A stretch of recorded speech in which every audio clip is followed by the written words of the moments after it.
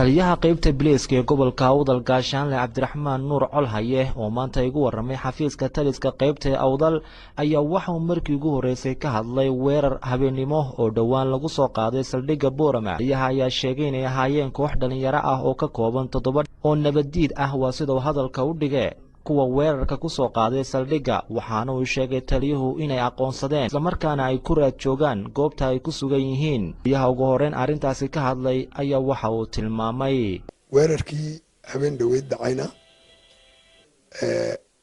runtii wuxuu ahaa mid ay fuliyeen dad nabadiida oo ka soo horjeeda horumarka gobolka ka socda.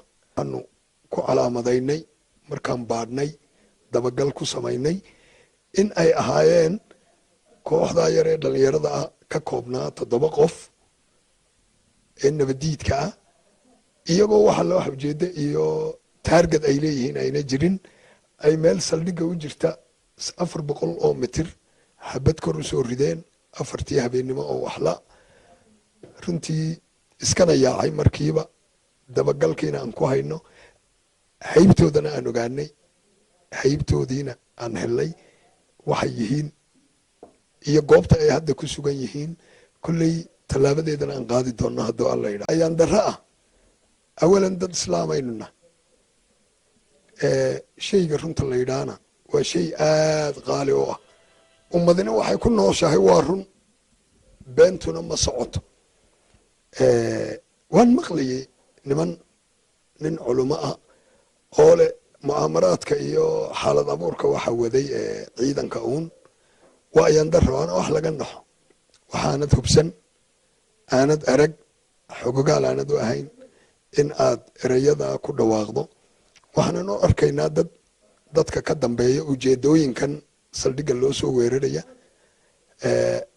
runtii waxaanu haynaa caddayn goobtii saldhigga laga soo weeraray rasaastii ay ku rideen wataa aanu ka soo gurray ay ahaayeen iyo haybtoodiina waanu aqoonsanay. tallaabadeedana waan qaadi doonaa. waxaan saleeyahay nimanka sheegaya inuu mataqaan ciidanku ka dambeeyey isxabadaynta inaan ka doonayno jawaabteedii oo caddaymaheegii inaan ka doonayno aanaan kuna cafinayn.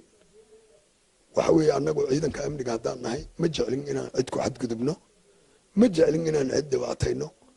intaa har iyo habeen waxaan u soo jeednaa amniga ummadda iyo sidii wixii dhibkooda aanu uga qaban lahayn.